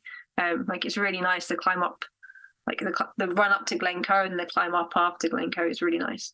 It wasn't so much on Saturday, it turned out, because the weather was pretty awful, but usually.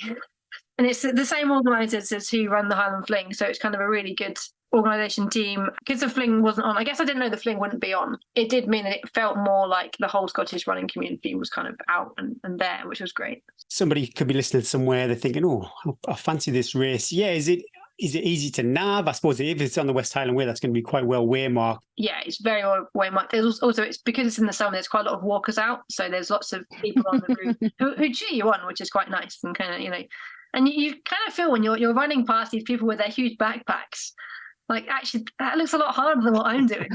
I have the same. I have the same around here, and they've got massive and roll mats and big water bottles, and they're always like, "Wow!" And I'm like, "No, you've got like you've got like 200 kg on your back." Yeah, I've got a goo gel. And how did you feel going in? You had an awesome run around the Ullswater Way. I think it was in June or July, the epic event. I think, was it second place at that race? So that was a smoking performance on the start line of the weekend. What was your goal for the race?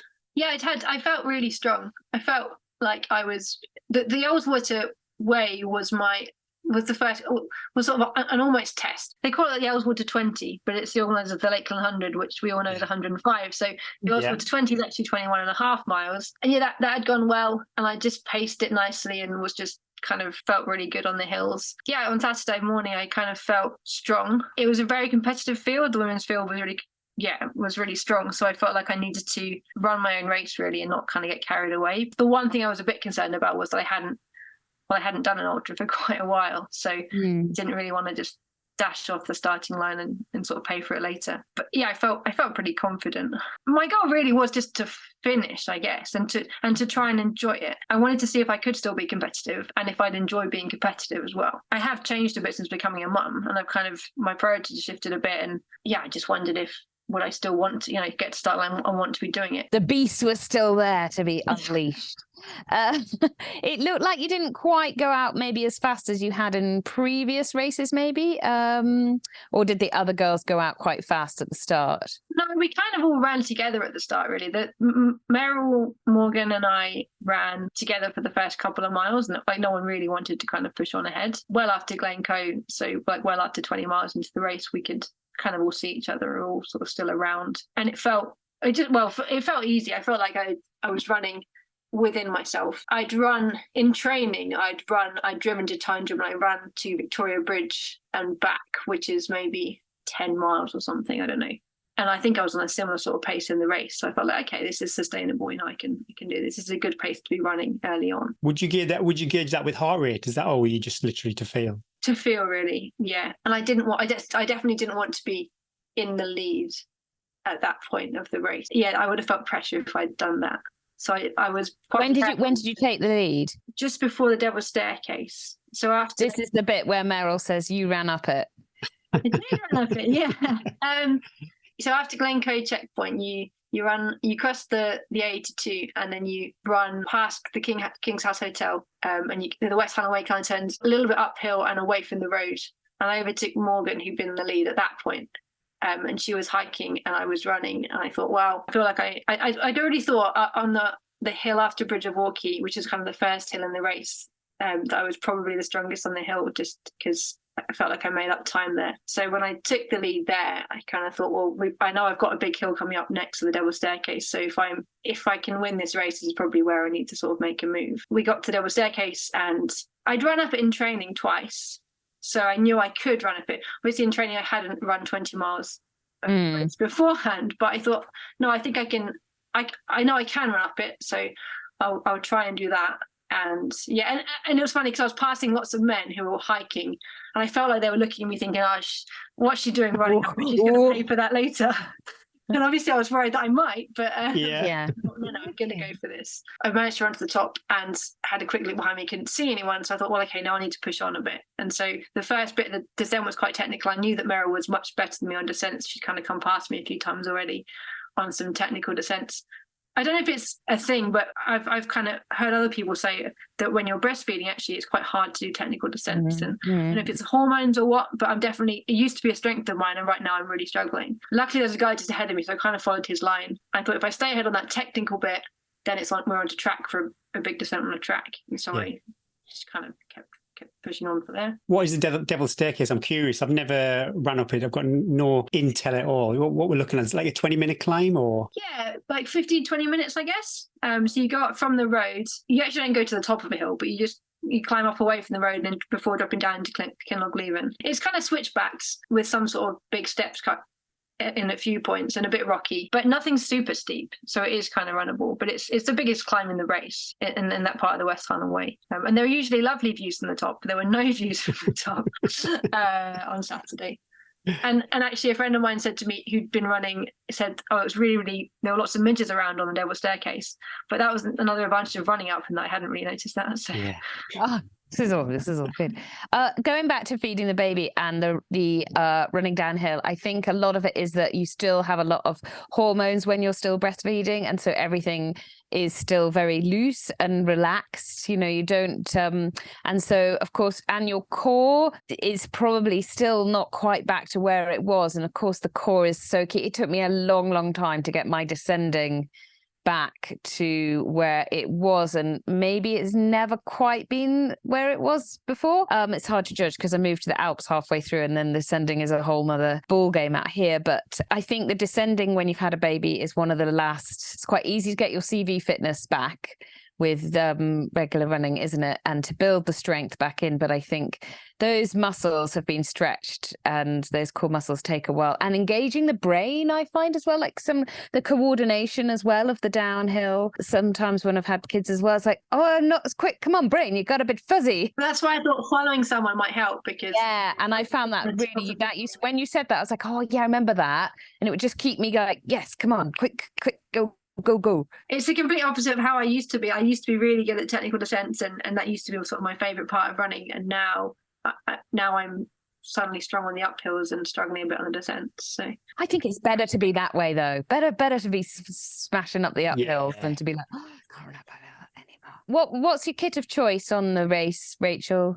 Shoes. People love knowing about clothing, shoes. Waterproof jacket.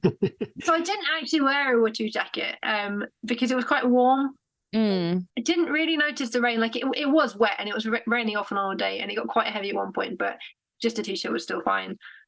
Shoes, La Sportiva gave me shoes, and I was wearing the Jackal 2 Boa, which I think came out this year, and I started wearing them early on in the summer when it was quite warm. I was wearing, I can't remember what shoes I was wearing, but with shoes with regular laces. And I think my feet swelled a bit and the laces just were kind of digging into the top of my feet and I was getting quite sore feet. So with the boa, it takes away the laces on top of your foot and kind of moves the pressure to the side. That's the one with the little clicky disc, isn't it? It just kind of tightens the laces. Like on cycle shoes or snowboard boots or something. So I started wearing those early in the summer and haven't really looked back. Gary, have you trainer of your choice for Dragon's Back? Goodness me. Oh, what is my Dragon's Back trainer of choice? I think I'm going to go for my peregrines because they got some super big lugs just in case the weather's not so great. And then maybe the hawkers with my carbon plates in. Bryn just went through his peregrines and he's only had them for like 6 weeks. Went through the bottom of them. So I'm not happy about that because I had to foot the bill for that. I bought the kit that you get to repair the uppers from it's not the Green Runners, but it's somebody who's connected to those guys. So yeah, I need to patch up one of my pairs of peregrines. I'm interested though, did you have any intel? So once you took the lead, were you not necessarily running scared, but did you have any kind of feedback from checkpoints or friends on course? So when I got to Lundavra, which is the last checkpoint, my coach was there and he said that I had been 4.5 minutes up at Kinlochleven. So I knew that. But then I thought, well, that was quite a long time ago. And I'd had a bit of a low point in the section up to Lundavra. I kind of thought, well, 4.5 minutes isn't very long. It could only be 2 minutes now. So it was kind of useful, but also kind of not, because I thought, it didn't seem like very long. Yeah, I was running a bit scared. The last section, I was running a bit scared. After Lundavra, before you get to the finish, there's kind of you're in the woods for a bit, and you kind of climb out until you're on a fire road and run down the fire road to the finish. And I thought, if I make it to the fire road and I'm still ahead, it's pretty much downhill with a bit of a extra climb at the end, but I think I'll be pretty safe if I can get up to there still in the lead. But until I got there, I was just checking over my shoulder every corner. I'm like, if I can see someone coming, I'm not sure. Did you still have it in you? Did you think if I see them, I've still got a little bit extra, or did you think if I see them, it's all over? I thought I could probably fight. I felt like I'd wanted this race for a long time, and it kind of felt like this was my fairy tale, and I wanted it to be my story. Coming second wasn't going to be the same. So yeah, I think I would have fought. And so what's next for you? So I've got Lakes in a Day in October. Awesome. I'm doing a Lakes in a Day recce on Saturday. Tomorrow I'm doing a recce from Fairfield. Well, we're parking at one of the car parks and then making our way up to Fairfield, then down to Ambleside and back. It looks like an awesome route, that. Yeah, and it's not marked, so I need to do some recce's as well. That's kind of on my... Yeah, you need to crack on with that. Well, I'm doing a recce next weekend, actually. They've got an organised recce on the Sunday and the Monday, so I'm doing some of the early sections, and then yeah, it's actually not that far away. It's October, but it's 7 weeks, I think. Yeah. No, my gosh, 7 weeks till October. I thought October was really a long way away, and I haven't got anything beyond that. Actually, I sort of thought I want to see how this goes, and then I'll think about next year and what I want to do, because I may have done this race and thought, actually, you know what? Yeah, I like that. You sort of gave yourself a bit of grace, to go. Can I fit this all in as well, and a lot of time and no rush. Yeah. But I think I did enjoy it, and I did feel like I really liked running down the finish line and seeing Will and Jane there in the rain with their hoods up. She's kind of at the stage where she's very good at clapping, but she kind of starts clapping about 10 seconds after the things happen. So, yeah. That's fine. That'll do. I'd be happy with that. It would do, yeah. It was really nice to see them. And I like to think that they were proud, even though she's 14 months old, so she has no idea. But she will be proud, and she'll have that medal, and then she'll probably say in about 4 years time, I remember that, Mum, and you'll just have to go, I hope we get some good weather in October for Lakes in the Day. I don't think I've ever been up Fairfield, maybe once or twice, and I could actually see anything. It's for some reason it seems to hang on to all the clouds. But best of luck with that. And again, I've never really quite familiar with the Bob Graham round route, so a good chunk of that, at least of Fairfield, at least, is on Bob Graham round territory. But that north of Blencathra, there's a whole section there which is completely new to me. That's what the recce is next weekend, actually. Yeah, and I haven't done any of that before either, so I'm quite excited to find out. Oh, all right. Best of luck with that. Best of luck. Should we do a quick 5, Eddie? Yeah, okay. These are good. I chortled writing this first one. I put them in and then I looked again and they'd all changed. Mine were much better. Okay, right. First question. 100-meter sprint, you're going to do in high heels or flip-flops? Flip-flops. Oh, sorry, no, I'm doing that wrong. Sorry. You've done it wrong, but I think you actually asked a better question, but we could do both of them. Okay, well, yeah, that one's the first one, then we'll go game with the second one. Sorry, yeah, flip-flops. Flip-flops, 100%. okay. I tried wearing high heels for my sister's wedding the other week, and it was they start like the week before the race, which was not what I wanted. Oy, Flip-flops. oy, oy. I spent the summer working on a beach. I can run in flip-flops. Okay, then maybe we answer this question. Then would you rather do 100-meter sprint in heels or 100 miles in flip-flops? That was the correct question. Yeah, I still think I'd do 100. No, but 100 miles in general. I get it over with 100 meters. We should do it. You just want to wear high heels, Gary. Got nice calves. Be good in Okay, you're at the cinema. You got endless refillable snacks. What would be your snack of choice? Well, that's tough because I mean, if it was just you get one snack, it'd have something like Maltesers, but you're not going to eat those for a long time, really. So maybe some sort of like sweet and salty popcorn. So you've got a bit of a mixture. Yeah. I like your thinking. You've not just barged in with the Maltesers. You've gone for longevity. Yeah. See, I'd go Maltesers, then I'd feel ill after about 5 minutes. So yeah. Well, that's the problem, exactly. A guilty TV pleasure? Is anything you're binging on Netflix or Amazon at the moment? We've just rewatched all of Friends, like from the beginning, Awesome. which was really nice. There were old episodes I hadn't seen at the time, so that was good. You'll do it all again in about 13 years. That's what exactly. My 13-year-old has just watched Friends for the first time, and I would be like cooking and hear it, and I'd say the next line, and he'd be like, "Mum, how do you?" And I'm like, the ones that we had on video player. Yeah. Like, do you remember you used to record it? And I'd be like, I knew the word. We must have watched that like 200. And then there'd be ones that I'd be like, I don't think I ever saw this one. And they're still so good. They're still so good, yeah. Well, the jokes maybe a little bit inappropriate. They haven't aged well. But not in the early seasons. In the early seasons, it's not smutty. And then it just gets what, and I'd hear it and I'd be like, oh. I mean, morning, we got teased with Paramount Plus freebie for 2 weeks, and I binged on a bit of Yellowstone, and now it's expired, and I'm a bit sad. They got you. I know.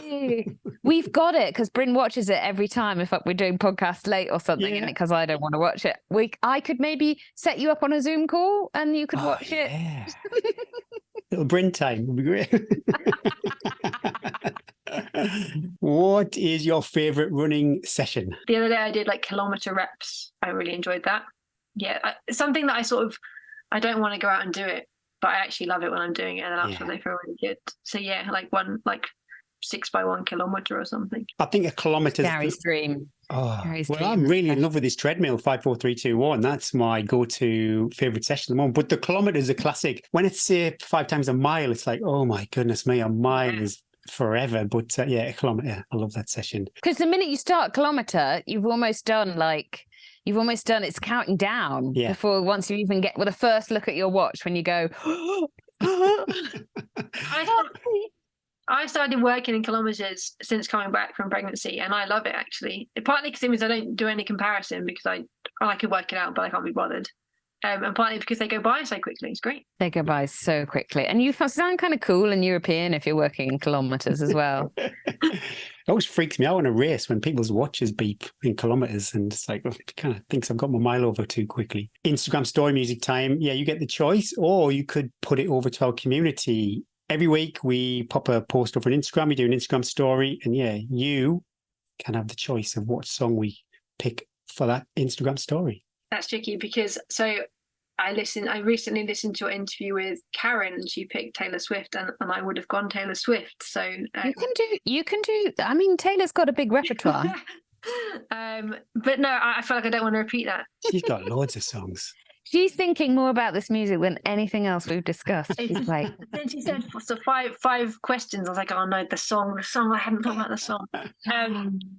Okay, a song called San Francisco by the Mowglis. Don't know that one. Okay, Gary? You know every song. Oh, gosh. Okay. Mowglis. Okie dokie. Let me check. It's on the gram. Everything's on the gram. If it's not on the gram, then we can just go Taylor. It's fine. And I'll just go Taylor Mishmash. Are you going to go and see it live? The prices are really expensive for tickets. The prices are really expensive, and it was too manic, the clicking, and now there's too much people trying to resell and lots of scams and stuff. It just only there was a ballot. Look at all going for that. You message her, Gary. You tell her how the Lakeland 100 works and see if you get a response. Oh, Rachel, thank you so much for coming on the podcast. You were amazing. Other podcasts are going to listen and now want you, but just be like, I only just done one podcast. That's it. One and out. It's my one-stop shop now. Can't repeat that performance. Best of luck with your prep for Lakes and Day, and we look for maybe come back and tell us all about it. Yeah, I'll be dot watching that day. Can't wait. Fantastic. Thank you very much. Best of luck. Thanks. Take care.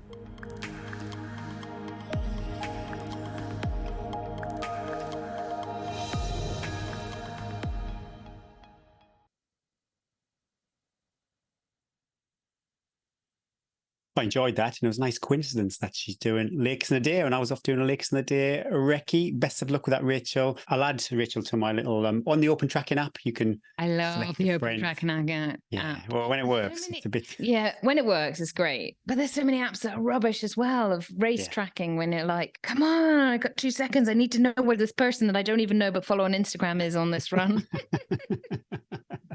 But yeah, best of luck, Rachel. Tales from the trails. First off. Tales from the trail. I'm sorry. If I hear an accent, I just have to repeat it. I don't even think you're doing an accent. I was really hesitant to do accents just in case I offend somebody. Me too. Hate accents. Never do them. But yeah, over at our Strava Club, keen runner, 133 miles. Your account is on lockdown though, so I couldn't see what you have been up to. But yeah, wow, 36 hours and 9 minutes and 22 seconds as well. Keen runner, a lot of exercise going on there. And June Hart tops the charts for the elevation, 27,470 feet. And yeah, I did take a little peep at your Strava, June. Looks like you're having some great fun over on the Tour de Mont Blanc course. Yeah, 4 days of action over there. Looks, yes, well done. Well done, everybody. We have a short but sweet Tales from the Trails this week, and it comes from Doc James Runner, recent iTunes review. Thanks for this, James. First off, hope Lakeland 100 went well for you, Gary. Yeah, it did. It did go very well.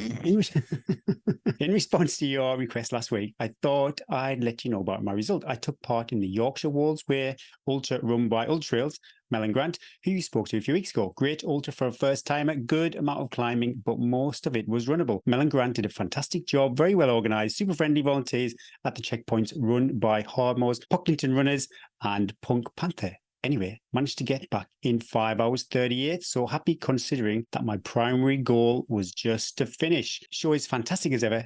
Keep up the great work. Best wishes, James. Oh, awesome. That could have been Mel and Grant sending that in disguise to somebody. Sneaky. Love it. But yeah, thanks for that. Well done too. That's great. You know, if your goal is just to finish and you completely overachieve, I think he must have had a fantastic Story of my life, Gary. Story of my life. Aim low. Overachieving at every turn. Cupboards are bare, guys. So if you've got a Tales from the Trails, old or new, we don't mind some old stories. We don't mind. We will I was going to say we will edit. We won't edit.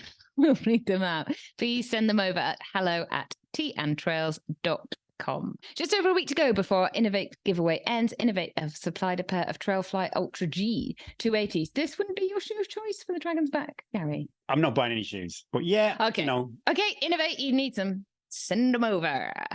Lakeland 100 winning shoe. Shout out Andy Berry. Come on, he's going to be useful for something, the old geezer. Say, what size are you? Yeah, I wonder what size feet he's got. 6.5 for Gary. Little 6.5. He'll be like, Gary, I'm a real man. I'm size 9. Okay, sorry. Back to the competition. There's a link in the show notes and on our website too. On the website, click on the competition button, and that will take you to the Innovate page. Who would like to win a place in a 38-mile ultra marathon? I'm on a roll. I'm going to carry on. You're in luck. The super awesome team at Jedburgh Three Peaks are offering a free entry for you and a friend. All you need to do is be part of the Tea and Trails Facebook group. Tag a friend who you think you'd like to take part. Do you have to run it together? Maybe you don't have to run it together. No. It might be nice to, but maybe just to make you want to go to the start and then just throw them into the ground, see them at the finish. Not how your mind works, Eddie. I'm mainly thinking of you, Gary. Yeah, Gary, let's run together. The race takes place on 28th of October, so loads of time to train. Pop over to www.jedburgh3peaksultra.org.uk to find out about the race and enter the comp. Entries close 28th of August. I don't know about you, Gary, but I got to the point in the summer holidays where I don't know what date it is. And I just checked the date then. It's the 22nd of August already. And I'm like, no. It's about the 5th or 6th in my head of August. Well, every time we do the little pre-show meeting, I've got no idea what's coming up. I have to check the diary every time. I am. That's good to know. That's good to know. You take this seriously, Harry. I'll be mentioning it to it. I'll be mentioning it to HR at my next progress meeting with them. Would you like a 5-star review, Edwina? This is from Peter H8647 via Apple Podcasts. Great podcast with great content and guests covering everything from menopause to footwear to techie kit and everything from 5K park run to a 450-mile multi-stage.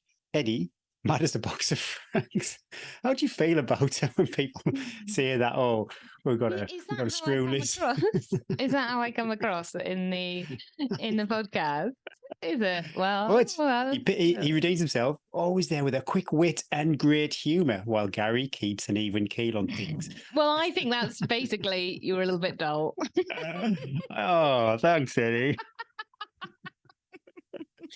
Somebody said years ago, I don't know why, but we were talking in the workshop, who you'd be from Lord of the Rings, and somebody said I was Frodo.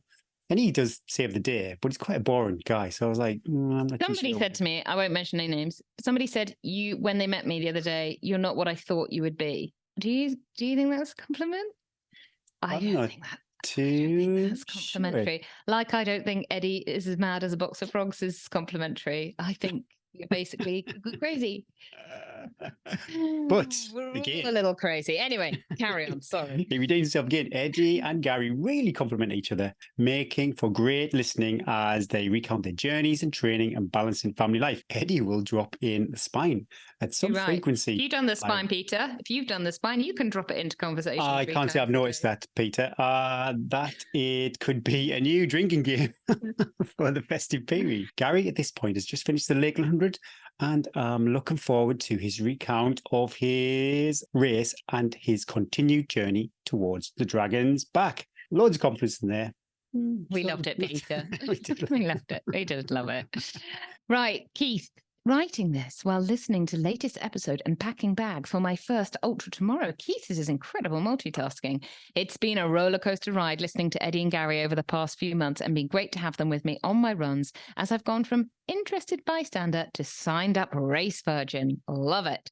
They have given this old man the confidence to go for it. Thanks for a life-changing show. Keith Langdon via Apple Podcasts. Keith, now, I don't know when that came in. We haven't got the date, but let us know. Let us know via all your normal social media channels. Love it when people say that. Back at you, Keith. That's inspiring. That is super inspiring to read that. Super inspiring. Let us know what race it was and how you got on. I think we're going to do one more. I'm out of control, Eddie. One more review. Oh my God, you've got to. This last review comes from Joe White 25. I've laughed, cried and choked on gels. Love the podcast. Eddie and Gary don't hold back when sharing their real life juggles, the highs, the lows, and the extremes of trail running. Listeners' tales from the trails are equally explicit with stories that keep you giggling forever. Inspirational chatter with fascinating guests and the coaches is an education and a warm hug that lifts the loneliness of training. Give it a listen. Like lacing up your trainers, you won't regret it. Oh, what honestly, these reviews, they lift me. If I'm ever feeling low, I'll go into Apple Podcast Connect and just see. Oh, it's so dangerous reading the comments. I don't read them. You put them in there and there's always something. Like a warm hug. Oh, that's great. Oh, thank you, Joe. Thank you.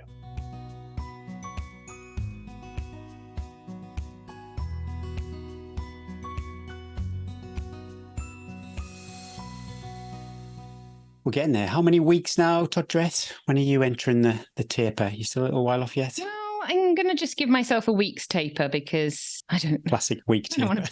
I don't want to be too fresh. I'll give Bryn a 2-week taper and then give myself a week taper. Yeah. So no lovely adventure run this week.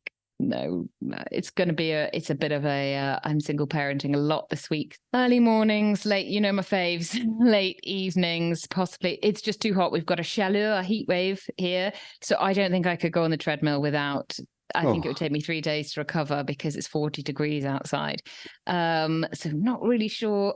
So I've sort of just let this week be loosey goosey, and so that I'm not disappointed. And I've got a slot, go out. Last night I went out late at like 6 and just went straight up, really steep climb up behind us, which I don't go up often because it's not dog friendly at all. It's very it's up the cliffs and there's lots of marmots and dogs wouldn't be able to, not a lot of water up there. But I went up, it's up to the Ho 4, which is like a really high point. Setting off at 6 to clear and climb up, a 1,800 meter peak is perhaps not Eddie's wisest move. Anyway, I got to about 1,200 meters. I didn't have a head torch and I was like, I think about the sun was still high, but I was like, probably only got an hour left and I've got to run down. Oh, it goes down fast, doesn't it? It goes down quick. And so I was like, let's go. I'll turn it. I'm really bad at that though, because I was like watching my watch going, okay, so I'll just go for 90 minutes.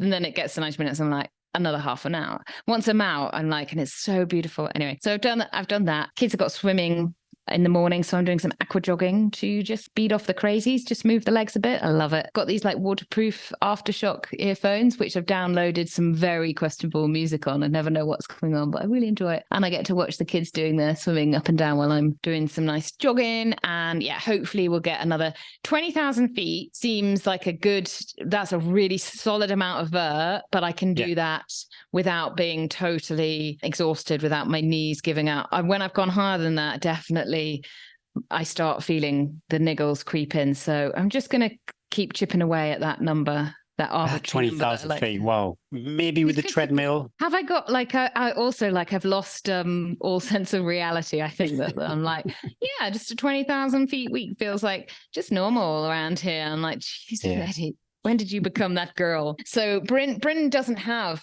he refuses to, he doesn't even wear a watch. So I have no idea how he's so pure. I have no idea. He was like, oh, I'm really stiff after this long run. I was like, well, I have no idea how far you went or what you did. He can sort of tell me so I can sort of guess. And if you gave me some stats, we could look at. Will not cave to my Strava addiction.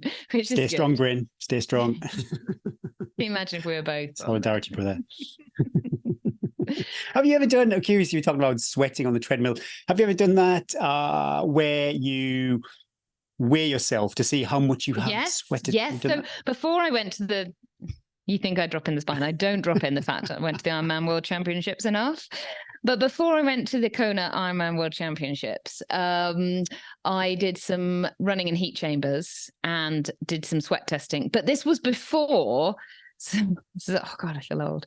This was before companies like Precision Hydration were on the market. Really, the only sports product that we had out there was Gatorade. But I so I weighed myself before I went. I remember, I was so embarrassed by how much sweat I'd lost. I lied a bit when they made you take your clothes off.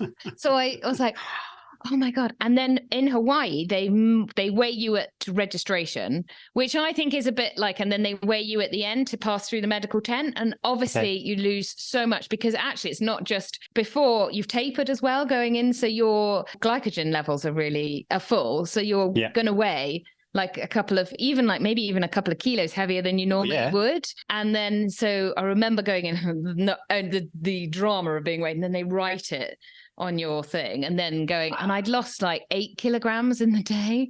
But I think that was a lot. Yeah, but I'm a heavy sweater. So yes, I have done it. Interesting. And the signs are all pointing the direction that I should run in the Arctic. Class. So you're going full on taper. You are now. I am, yeah. It's full on taper. About 50 Quite miles. dull for podcast content, though. So we're going to have to. Well, there's still some workouts in there. We've got a 3 times a mile. That's good. I'm hopefully going to recruit this for the Thirsty Thursday people. I've not told them yet, but I love it that you and I just make our mates do all the stuff. Guys, it will be fine. Let's do this. Come on, Kenneth. Let's run. So yeah, that is the workout. And there is that 3 times 8 minutes. I think I talked about before, Lakeland 100 with big 5-minute recoveries. So that is another workout too. Some body weight exercises just at home. I don't really feel I need to go to the gym to do that. I do want to go to the lakes again and just do stride and edge loop, just to give myself a little bit of a tester for something similar to that kind of exposure. Great idea. Just moving a bit, 4 points of contact.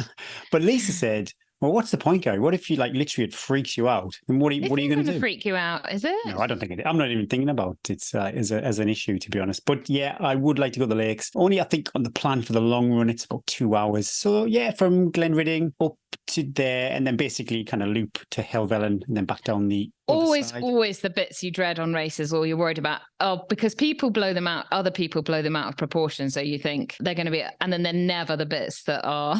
Like, yeah. Bryn was like about Dragon's Back is like, it's fine. You just like steady handhold over Crib Gawk. Yeah. The next day 4 and 5 were much worse. Well, there's definitely a couple of tactics, isn't there? You go straight along the ridge, or you drop down to the left or the right, which I suppose depends on which direction you're on. And I'm pretty sure I'll be dropping over to the left-hand side or the right-hand side, and hand on the top and just taking it easy along there. I'm not really. I just don't look down. I literally just, if I've got exposed stuff to do, I just take a few deep breaths. Just don't look down. Worst comes to worst, you go on your bum. Yes, you do the old shuffle along the. But I don't think about it. Even I know the lakes. People will be sitting there thinking, well, Crib Gawk's not like Hallsfell Ridge and stuff like that. But every time I've ever been in anything that's semi-exposed, I've quite enjoyed it. So it's not really. I could probably set myself up. But yeah, here we go. The picture of mountain rescue coaching you across. That is not what the Dragon's Back team hoped for my adventure. Great content, Gary. Yeah. And then some of this general aerobic, this is zone 3 running. I love that. It's if you just don't fancy that 3 times a mile where you're in the zone 4, zone 3, marathon pace. But what it does expose, I've got this York Marathon in October. My zone 3 marathon pace is not as quick as I would like it to be. So this sub 3 for York, or roughly around 3 hours, I think that's going to be a stretch. Sandbagging. Let's just get Dragon's Back out of the way before we go deep into this. But I think, about 50 miles, no real eye on elevation or anything like that. Fingers crossed I can get a trip over to the lakes. We'll see on my Strava if I manage it or not. Yeah, other than that, pretty good. No aches or pains or anything. So in a good place ahead of Dragon's Back race. Right, we're done. We're done for another week. If you've been watching this on YouTube and you've seen my eyes flit over, I've had one small child who has You've done really well. Have I done quite well? Yay. I've had so many, I'm littered with notes of timing, snacks, requests.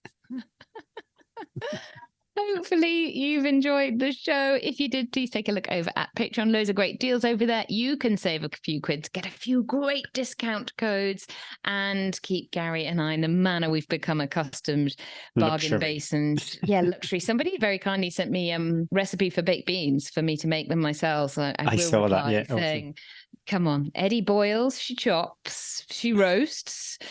Actually following a recipe, I don't know. That's a lot, isn't it? It's not my forte.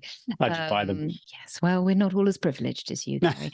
Thanks to our Patreon partners. Thanks to our partners and patrons, new and old. Be kind to your future self. Don't forget to like, share, subscribe, and follow. Tell your mates. Tell your running buddies. In fact, just tell anyone, especially if you're going over to Chamonix in the next few weeks. Say it loud and proud. Go and listen to the Tea and Trails podcast. Stay safe on the trails, run wise, run well, and don't overdo it. Listen to your body as well as your favourite podcast, and make sure you refuel with your favourite brew. My name is Gary Thwaites. And I'm Eddie Sutton. And that was episode 36 of Tea and Trails.